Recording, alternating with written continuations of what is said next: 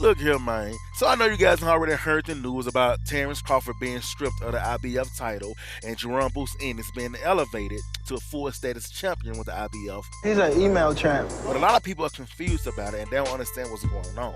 The IBF sent Team Crawford a letter right after his fight with Errol Spence Jr. Is the swelling going down?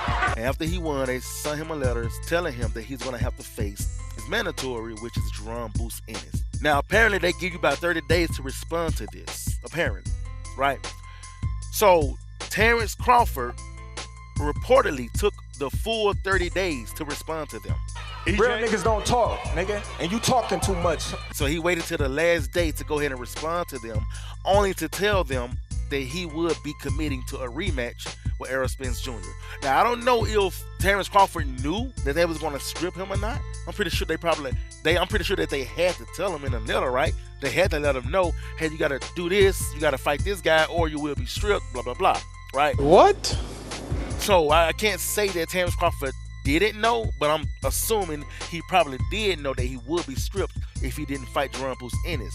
So he probably didn't really care about that. He just probably wanted to be undisputed with Errol Spence anyway. He probably was never even checking to fight Jaron Ennis. I'm not saying that he wasn't. I'm saying that he probably wasn't checking to fight Ennis. Who knows? Because he probably was planning on moving up to 154 anyway. Get your ass in your weight division and see if you can beat one of them. So when he finally committed, and he didn't commit to the Mando, of course, they stripped him. And now Jaron Ennis is the full status champ. And I know I get a lot of people keep saying, well, what happened with Errol Spence Jr.? And what happened with Canelo? And what happened with, all these guys that they keep on mentioning now? They're saying the IBF didn't strip them, because there's a lot of times where other boxers didn't face a mandatory. And they still wasn't stripped by the IBF. But I don't know. Maybe the IBF trying to do a new thing this year or for next year. Who knows? I don't know why these other fighters wasn't stripped and Terence Crawford was stripped. But who cares? Because this is a chance for Terence Crawford to be truly great. You see, he can, now that he's not the undisputed champion anymore, he can definitely just come back and go right at Jaron Ennis, regain his IBF title, and become a 3-time undisputed champ. So I can drop him off where he stand. Or he can forget that belt, vacate all his belts, and go to 154 and challenge Jermell Charlo, get those belts, then he'll have to fight Tim Tszyu for the WBO belt, and then become undisputed champion at 154. Come fucking with me, you gonna get knocked the fuck out. So this is actually a great opportunity for Terence Crawford to be a 3-time, because either way he go, even if he stay at 147, if he go to 154, he's got the opportunity to become a 3-time undisputed champion. Then you have no other choice but to put some respect on his name. And I know some of y'all are going to say, bro, he's talking about the rematch with Errol Spence Jr. Well, to be honest with you, bro, I don't even know if that rematch is going to happen. At least not right now. Even back then, when Errol Spence activated his rematch clause, I don't think he really wanted to. His heart and his body wanted to take some time off. His pride wanted him to activate the rematch clause.